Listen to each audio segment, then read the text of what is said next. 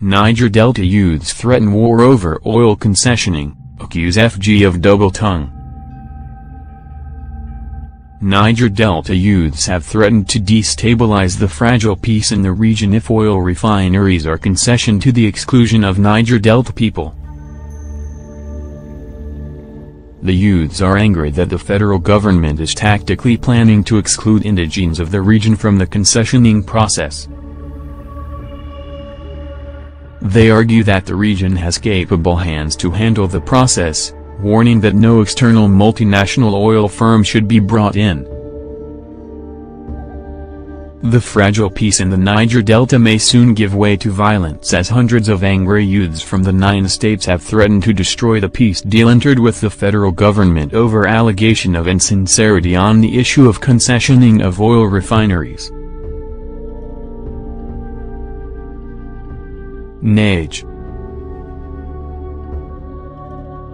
reports that the angry youths, under the aegis of Pan-Niger Delta Youth Leadership Forum, PANDALEF, warned that any attempt to exclude indigenes of the region from the concessioning process will lead to chaos and renewed hostilities with a plan to cripple the rising oil production in the volatile region. The youths argued that though they have shown seriousness and capability with provision of $1.2 billion required as third-party financier demanded by the federal government for the rebuilding of the refineries, the doublespeak by the Minister of State for Petroleum Resources, Ibkakikwoot, and the hidden attempt to exclude indigenes of the region and bring in oil multinationals will provoke a total shutdown of oil production.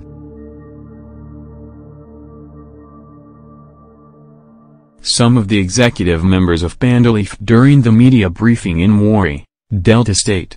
The youths, in a position paper read by its president, famous Donamaya, the River State Coordinator, Richard A. Kainika, Secretary, Michael Ekpo and Organizing Secretary, Dr. Soke Ben, during a media briefing in Warri, Delta State, warned that the people of the region are prepared and capable of managing and running refineries optimally and as such no external backup, investor or financier is required or necessary. According to Donamaya, it is unfortunate that the leaders of our nation speak from both sides of their mouth. A few days back, we submitted a memorandum to the ad hoc committee on the concessioning of refineries. The other day, the Minister of State for Petroleum Resources, Ibkakikwoot, came out to say they are not planning to concession the refineries but that they are looking for third-party financier to finance the rebuilding of refineries to the tune of $1.2 billion. We, however, wish to say as a people, our rights to socio-economic and cultural development as enshrined in the United Nations and African Union Charters in Article 22 of the African Charter on Human and People's Rights provided that the people shall have the right to their economic, social and cultural development with due regards to their freedom and identity and an equal enjoyment of the common heritage of mankind.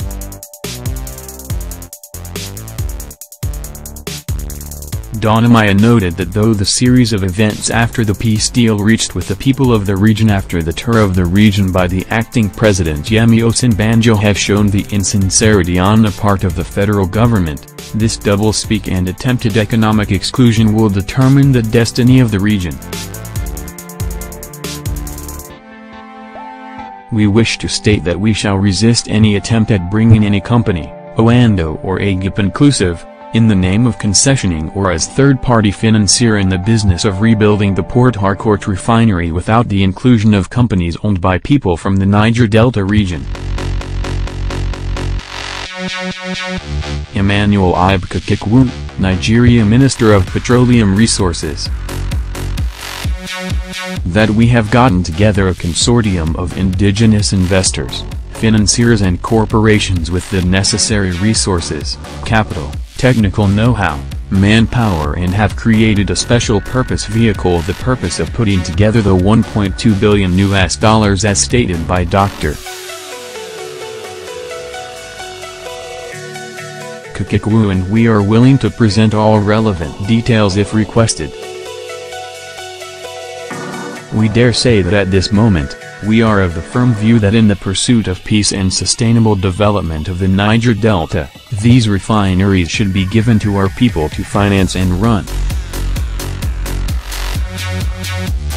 Also speaking, the organizing secretary of the group, Dr. Soke Ben, said the people of the region are ready to resist any attempt by the federal government to enslave the people within the ambit of the law.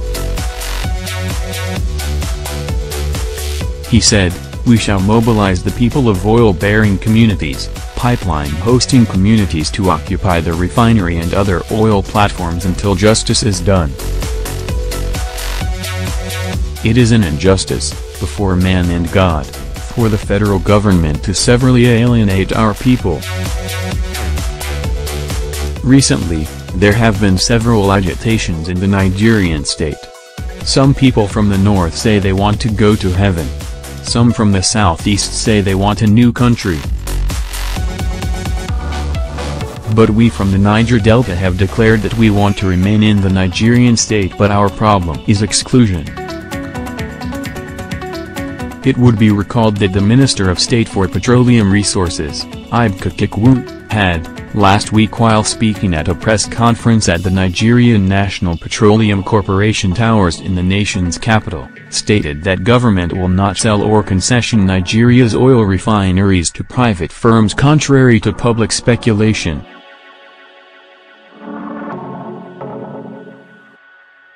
The minister also said the federal government would partner with third-party financiers to engage the original builders of the nation's 3 refineries to fully restore the moribund facilities with original parts.